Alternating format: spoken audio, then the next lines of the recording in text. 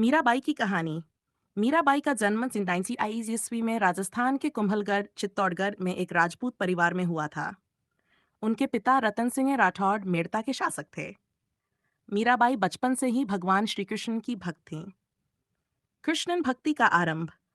कहते हैं कि जब मीराबाई छोटी थीं, तब उन्होंने एक साधु से श्री कृष्ण की मूर्ति प्राप्त की। उन्होंने इस मूर्ति को ही अपना जीवन साथी मान लिया।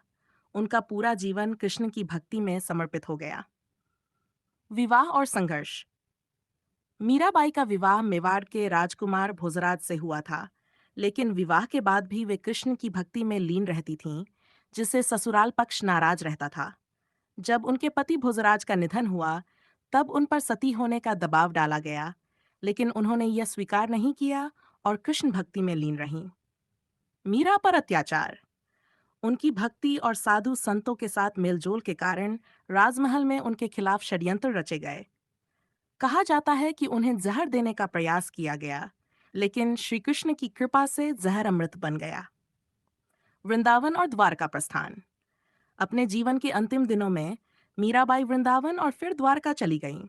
वहीं श्री कृष्ण की भक्ति में लीन होकर उन्होंने कई प्रसिद्ध भजन रचे, जो आज भी भक्तों के बीच गाए जाते हैं। मीराबाई का समाधि।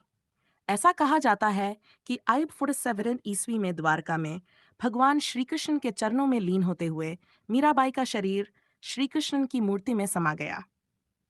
मीराबाई के प्रसिद्ध भजन। पायो जी मैंने राम रतन धन पायो, ता मेरे तो गिरधर गोपाल, दूसरो न कोई, मायरी मैं तो लियो गोविंदो मोल। मीराबाई का जीवन प्रेम, भक्ति और त्याग की अद्भुत मिसाल है।